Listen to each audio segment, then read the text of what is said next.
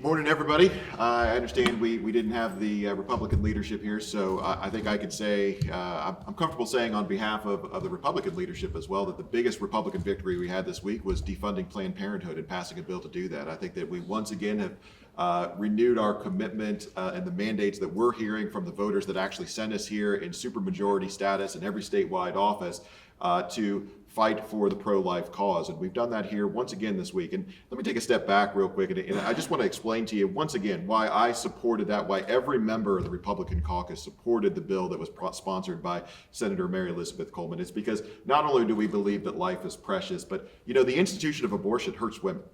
We have seen repeatedly that women that undergo abortion procedures have higher rates of mental health issues, higher rates of suicide, and all sorts of things that would continue to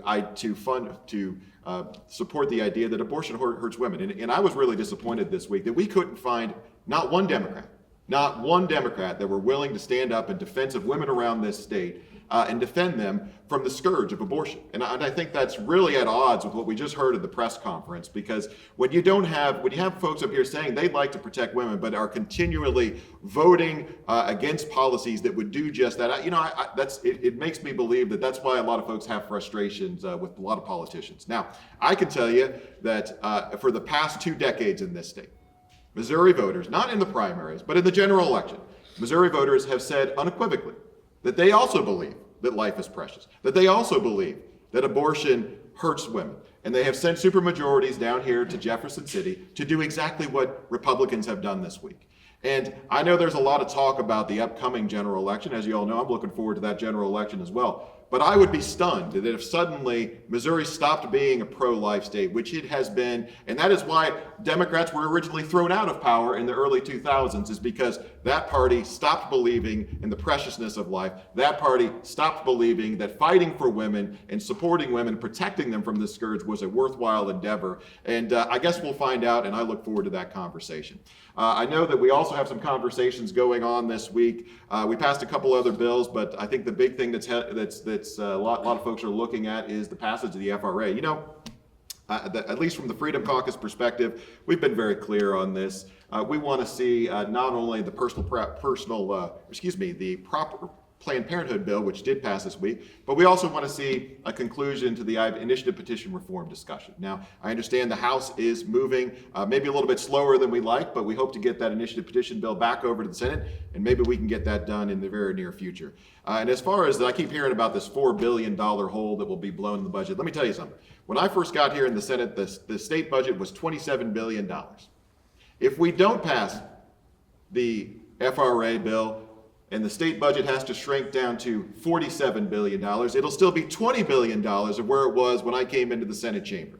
So this idea that we aren't spending enough money with or without the FRA, I think is just outrageous. I do agree with Senator Rizzo that the budget is a train wreck. Well, of course it's a train wreck. We're spending more of the taxpayer money than we ever have before, and what I'm hearing from people around this state is they don't feel like they're getting very much for all that investment of their taxpayer dollars. In fact, I've said repeatedly, the Republicans have identified that the state is stagnating. We're falling behind other states, economically speaking, because we're wasting so many dollars down here in Jefferson City. So I think that, what the folks I'm hearing from in Missouri, by the way, a lot of the economic issues that Republicans are supporting, they're not just good for Republicans. They're good for Republicans, independents, and a lot of the Democrats that I don't think are being represented very well by a lot of our colleagues here in the Missouri Senate. So we're going to continue to push the things that are important to get Missouri moving strong, whether that's defending our rights, defending the institution of life in this state, or enacting economic policies that just maybe, will put a little bit of fiscal restraint on the growth of government down here in Jefferson City, and will give a little bit of relief to the folks all over the state of Missouri. So we're excited to get started. I know next week's going to be a very busy week. Happy to answer any questions. Are you saying that the Freedom Caucus wants some movement on the House side on the Senate IP bill before getting to the FRA? I'm not just saying that we want some movement. I want to say we want to finish the initiative petition discussion before we get to the FRA discussion. Yes. Is that a belief shared with other Republicans, or is that Freedom Caucus? I should probably keep my comments limited to my conversations with the Freedom Caucus. A couple weeks ago, Senator Bratton said that the Planned Parenthood bill would have to go through before considering a quote-unquote clean FRA. Are you saying now, are you adding an additional thing with IP now? I think if you listen to our conversations back in January, we were always interested in getting the initiative petition bill reform done and to the people of this state before we were going to go consider FRA. I think it's a great step forward that the defund Planned Parenthood bill has been done. I'll look forward to the governor signing that after the House takes it up and finishes passing. But let me take you back just to expand on the FRA, this conversation and the crisis that is being expressed by some of my colleagues that really just love to spend a bunch of government money. 2 years ago, we actually passed a budget that didn't have an approved and renewed FRA. You guys remember that, right? We actually had to go into a special session to renew the FRA. So we've actually passed a budget without a renewed FRA. So the idea that somehow it's going to be different if we don't pass the FRA in this such short time frame, I think is really, I think it's a bit much. So we have plenty of time. We have 5 weeks to get the important things done in this state. Renewing a healthcare tax on our hospitals, it's never been a priority for me. I've never hid that from you. We spend plenty of money in Jefferson City. And with or without the FRA, I'm going to make the case that we're probably still spending too much money in this state. In fact, without it, as I said, we're $20 billion above where we were just a couple years ago. And it never seems to be enough. There never seems to be enough government spending, enough subsidies, enough dollars coming out of Jefferson City to satisfy not just some of our Democratic colleagues, but quite frankly, some of our Republican colleagues. I'd also like to comment on the constitutionality of a balanced budget. Now, I'm going to tell you right now, there's no provision in the Missouri Constitution that requires a balanced budget. That doesn't exist. I've had this conversation before, and in fact, the governor of this state has actually proposed a budget that is not in balance. It is not in balance and would actually spend into our reserves. We're so drunk on spending in Jefferson City that we're spending into the surpluses that we've built up over the past few years. I'd like to see just a little bit of fiscal restraint from some of my colleagues that we could just get a balanced budget. In fact, if the goal is to get a balanced budget, which means we wouldn't spend any more than the $13.2 billion that we expect to take in general revenues in that budget, I'd vote for that budget tomorrow. But I'm willing to bet that when the budget comes to the House or the Senate floor, that we're not going to see a balanced budget. We're going to see a budget that's imbalanced, that goes into deficit spending, and that we can only make work because of the surpluses that the people of this state have been putting into the coffers of Jefferson City. Instead of returning that money to the people of this state in the form of a great tax cut, like getting rid of personal property tax or income taxes, we're going to spend the money somewhere else on a bunch of projects that I'm looking forward to having a conversation about out on the Senate floor. So I don't buy into this idea that we have a budgetary crisis in this state. We have a crisis of politicians wanting to spend too much money who aren't willing to balance the budget. That's the problem in Missouri right now. Speaking of Jefferson City coffers, repealing the tax on groceries, diapers, things like that. Right. Does the Freedom Caucus support that? So I will tell you, all taxes are too high. There isn't a tax that in existence right now that I wouldn't be supportive of cutting. So if that comes to the floor, I'm going to vote yes on that. I'm also going to vote for any other tax cut that actually reduces the tax burden on Missourians, which is higher than it's ever been before. You know, we're spending twice the amount of money per person in this state of other states that I'd like to replicate, like the state of Florida.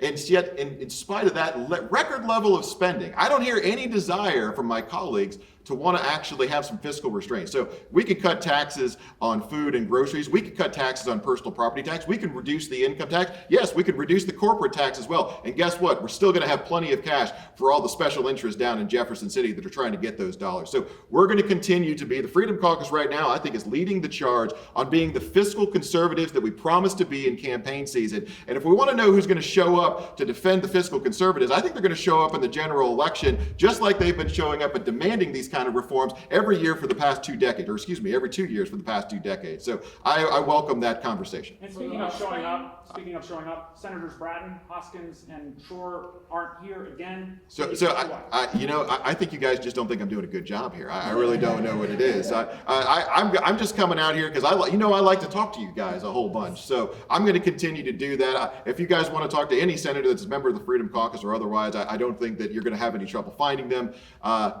Maybe I just like to talk too much. Maybe that's what it is. Can you explain to people outside of this bubble why it was important to Republicans to block that Medicaid funding to Planned Parenthood when state funding hasn't been going to Planned Parenthood? Well, I think there's a couple court cases, right? The reason it hasn't been going to Planned Parenthood is because the governor actually passed a rule that's being challenged in court right now. So there does exist the possibility that funding could start going back to Planned Parenthood in the future, regardless of where it stands today. So what we passed today is a permanent restriction on making sure that public dollars don't go to support abortions. In fact, I think that's a position that's not just supported by Republicans, but supported by a vast majority of the independents and some of the Democrats that my colleagues were just talking about, thinking that it's going to support them in November, when actually they agree with our position that abortion shouldn't be taxpayer funded. So we're going to continue to respond to what the people of this state, electing these supermajorities of Republicans, are wanting us to do. That's protect the preciousness of life and protect women from an institution abortion that is harming them. So there's budgeting includes a lot of projects, such as a fire training facility that would be operated by Cape Girardeau Public Schools, a clean water project in Carthage, Missouri. Clean water. Where the local government has been told you have to match these federal dollars that we got, but there was no requirement from the federal government that the locals provide that match. This money will either be unspent if the local agencies can't match it. Should the state remove the match requirement on those federal dollars that are flowing through? You know, the idea of having the state, or excuse me, having the local governments kick in some additional dollars when they're getting support, whether it's from the state or the federal government, it's not a new concept. We do this in a lot of our infrastructure spending, especially up in Northwest and some of the rural areas of our state that have some road priorities, road and bridge priorities that may not be on the state transportation program, but they want to get done. And so we've worked out a deal where we can match some of those funds. So that, I don't think that's a new item. I'm supportive of local entities that have a priority that's so high that they're willing to put some of their own dollars into the game and partnering with the state government. I tell you though, I'm not real thrilled just about the number of federal dollars coming into the state of Missouri, because as you know, Rudy, and I think you've done a lot of work diving into a lot of these specific budget items, every dollar that comes from the federal government comes with a standard of behavior, a requirement that the state has to comply with. Maybe I'm just old fashioned, but I believe in this thing called state sovereignty. You know, right now, Missouri is the #1 state in the nation dependent on the federal government to pay its bills. There isn't a state right now that has a greater percentage of their state budget coming from the federal government than the state of Missouri right now. That puts us ahead of states like California. It puts us ahead of the states of like Illinois and New York. And I just don't think that fiscal environment is what folks signed us up for as Republicans back in campaign season. So whether it's the general election or it's the primary, I'm going to continue to look very closely at the federal dollars. I think the match programs make sense in a lot of areas. But to your point, we've got a lot of things to look at in that budget. It may take some time. You talk about the economic stagnation of the state, and these projects in many places are important for the local economy, Sure. such as not having to send firefighters out of state for training. These would be supportive of the local economy if the projects could go through. So you're still saying leave the match requirement on? I'm saying that these match requirements make a lot of sense in a lot of different cases, and they've worked well in other instances. You're giving me an example where local entities have offered up some of their dollars locally. No, they are unable to match. Well, then that's going to be, maybe that's a conversation we're going to see unfold out on the Senate floor. I have a question for you and then Senator Koenig. First off for you, we've seen a couple of tax credits come to the floor, and this was the question that I asked you last week. Yeah. About, we've seen some tax credits come to the floor, I believe, by you and Hoskins. Right. But we've also heard you not be a fan of Tax credits from me? Was there a tax credit from you? It was Hoskins. There was a tax and- cut for me. Okay, it was Hoskins and maybe it was Brad. My colleagues are smiling hearing that I brought a tax credit to the floor. Stop smiling. Stop smiling. Maybe it wasn't you. I know it was Hoskins and it might have been Bratton off the top of my head. Either way, Freedom Caucus members. But we've heard you say that you are not a fan of tax credits for childcare, but their tax credits were for big business. Would you support their tax credits for big business when you say that you don't want tax credits for childcare? No, in fact, I think I voted against the tax credit that you mentioned that I think was brought by Senator Bratton having to do with the landfill issue. I actually voted against that. Listen, I think that I'm pretty well known for not liking tax credits. And the reason I don't like tax credits is because they benefit some of the population, not all of the population. If we want to get relief, tax burden relief, I mean, that's what tax credits are. Tax credits are tax burden relief. If we want to get tax burden relief to the people of the state, the best way to do it is to go after the institutions of taxation that are hurting them the most. Let's go after personal property tax. Let's go after income taxes. There are a number of different ways to do that. I've also said that I'm open to the possibility of a arrangement that includes maybe a bipartisan package of tax credits and tax cuts to go after that tax burden. I certainly think my Democratic colleagues have some different areas that they want to try to address.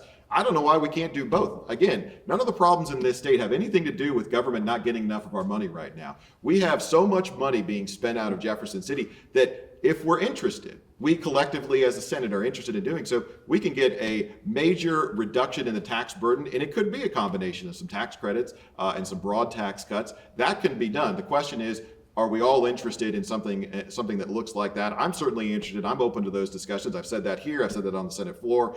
But ultimately, it comes down to it. Everybody seems to be acknowledging that we're looking for ways to get relief from the tax burden that we have in this state right now. We're just trying to figure out the right path forward.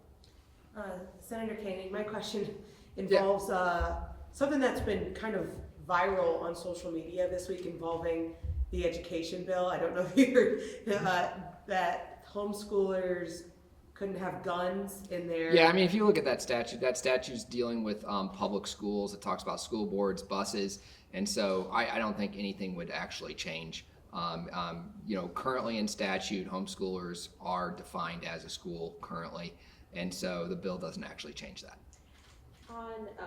Your bill made it through House Committee without any changes. Obviously, it could still be changed on the House floor, but have you heard anything about that, or do you think it's going to be an up or down vote?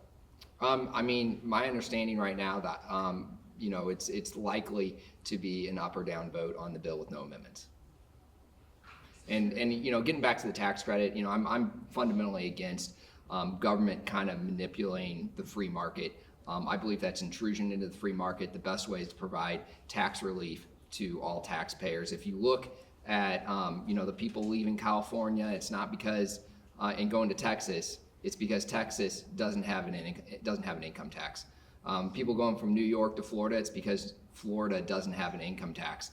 In fact, if you are moving from New York to Florida, it costs you nearly 4 times the cost because they have to ship all of the empty trucks back to New York so more people can leave. So you can create as many tax credit programs as you want, and it's not going to fundamentally grow Missouri's economy. Senator Eichel, what specific areas of the budget do you think should? Well, I think it may be easier to answer what specific areas of the budget do I think it shouldn't be cut. Every area of the state budget has grown enormously since I first got into the Senate back in 2017. We have one of the largest state workforces per capita of any state in the union. In fact, we have a lot of empty positions just in our state work. Empty positions, thousands of empty positions that right now we're appropriating dollars towards that are costing the state hundreds of millions of dollars. And we don't have a single minute that we're spending even addressing these things, either in the committee process where the appropriations, because every member of the Freedom Caucus has been excluded from those conversations, or even on the Senate floor. I mean, think about it. We have a $53 billion proposal by the governor, and we spend one day spending $53 billion. You know what the dirty little secret is that most of the senators out there voting for these bills have very little idea what's actually in those Senate bills. I mean, how many senators knew we spent $30 million on a synthetic meat laboratory last year? How many senators knew that we spent $50 million on private sports stadiums? I mean, I wore my Cardinals tie today hoping to engender a conversation about subsidizing to professional sports teams, but we actually already did that last year. Now, I think a lot of folks aren't available for that because we're going through these and passing these bills so quickly that when we look back on what we've passed and how much it's grown, not only is it stagnating the state, but the people of this state are furious about it. And I think that, I'll go back to saying again, I agree with what Senator Rizzo said. I think the budget this year is on track to be another train wreck. Not because we're not spending enough money, but because instead of doing the things that the people want us to do, which is pass personal property tax cuts, which is get rid of the income tax so we can start growing like all those other states that Senator Koenig just talked about, we're wasting the people's dollars. So got a lot of work to do on that budget, and I just think that, the entire budget process seems to be very ineffective at controlling and restraining the growth of government in this town. So on sports stadiums, would you oppose any state appropriation? Did you just take the bait right there, Yes. Jack? You just did? Would you oppose Okay. any state appropriation for the Royals or the Chiefs or anything? Yes. Why not tax sports wagering and use that money to build stadiums? Because the problem in the state doesn't have anything to do with the government not getting enough of our cash, Rudy. I mean, I'll say this again. The government has too much of the people's money, and because it's spending so much of the money, Missouri is stagnating. That's why they're going to those other states that we mentioned earlier. I don't need more revenues of taxation. I need a little bit of relief for the people of this state. Republicans have been in charge of the legislature for 20 years and in charge of the executive for 12 of 20 years, and you're saying the state's been stagnating for 20 years. Isn't that an argument for replacing? So actually, the state's been stagnating even long before that, Rudy. And if you're trying to bait me into saying something critical about the budgets that our governor has been proposing for the past 5 years, I don't think you're going to get an argument. In fact, I think it was my Democratic colleagues that recently stood up on the Senate floor and described the budgets that Governor Parson was proposing as the most progressive in the Missouri state history. I think that was a quote that yes, there we go, from Senator Doug Beck over there. So it seemed very much like, our Democratic colleagues have been thrilled with all this spending. Our governor right now has a center-left fiscal coalition in Jefferson City that's growing spending in this state out of control, and it is stagnating. And I don't say it's not stagnating because I'm just saying that it is. Look at our population. Our population has been stagnant. 10 years or 14 years ago, we lost another congressional seat in the 2010 census because folks and businesses, by and large, are not coming to Missouri like they're coming to other states. And we're missing an opportunity because the voters of this state keep asking for us